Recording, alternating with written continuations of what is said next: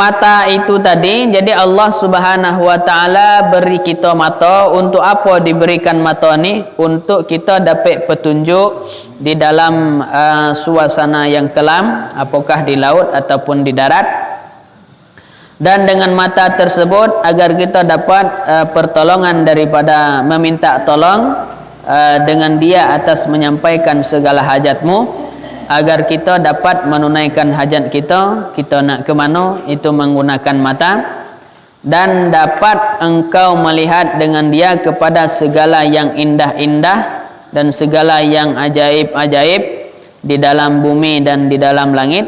Dan engkau ambil dengan dia dalil yang menunjukkan bagi wujud zat Allah Ta'ala dan segala sifatnya. Jadi mata ini salah satu alat kita untuk melihat keagungan Allah, melihat kekuasaan Allah Subhanahu wa taala. Kita tengok laut itu luas, berarti itu menunjukkan kekuasaan Allah. Kita tengok gunung itu tinggi, maka berarti itu menunjukkan kekuasaan Allah Subhanahu wa taala. Maka itulah fungsi mata. Maka oleh karena itu, maka hendaklah engkau peliharakan matamu itu daripada 4 perkara. Jadi mata ni kita harus menjaga daripada 4 perkara. Pertama, engkau peliharakan daripada melihat akan segala yang diharamkan, seperti melihat perempuan yang buka aurat, yang tak ada nutup aurat. Jadi yang pertama, mata itu harus dijaga daripada melihat sesuatu yang diharamkan oleh Allah Subhanahu wa taala. Contoh menengok perempuan yang tidak menutup aurat. Jadi yang berdosa itu bukan hanya orang yang melihat baik. Orang yang membuka aurat pun juga termasuk orang yang berdosa. Kenapa? Karena Allah Subhanahu wa taala berfirman, "May yashfa' syafa'atan hasanatan." Siapa yang membantu sebuah kebaikan, yang menolong dalam sebuah kebaikan, maka kana lahu nasibun minha, maka dia mendapatkan bahagian daripada kebaikan tersebut. Sebaliknya, may yashfa' syafa'atan sayyi'atan, siapa yang membantu di dalam keburukan, kana lahu kuflun minha, maka dia bahagian daripada keburukan tersebut. Orang lain bermaksiat gegara kita, maka kita bahagian daripada kemaksiatan tersebut. Kita tak ada menutup aurat, ditengok orang lain. Orang yang nengok berdosa, orang yang buka aurat juga berdosa.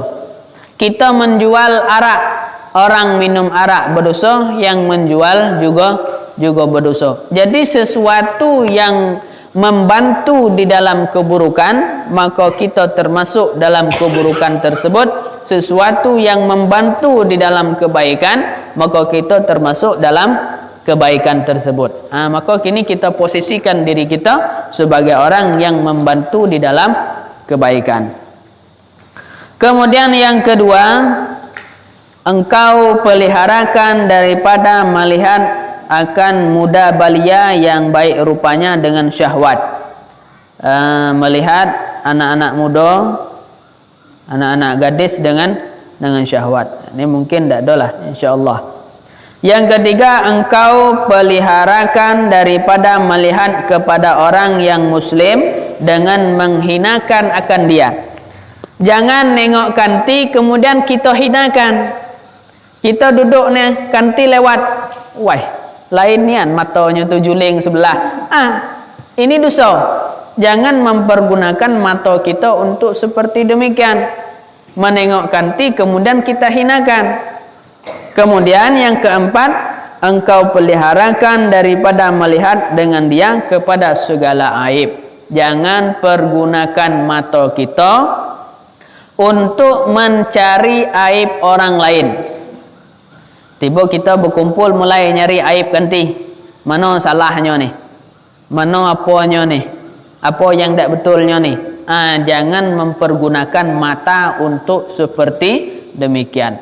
Man arada ayyakuna hisaban yasiran.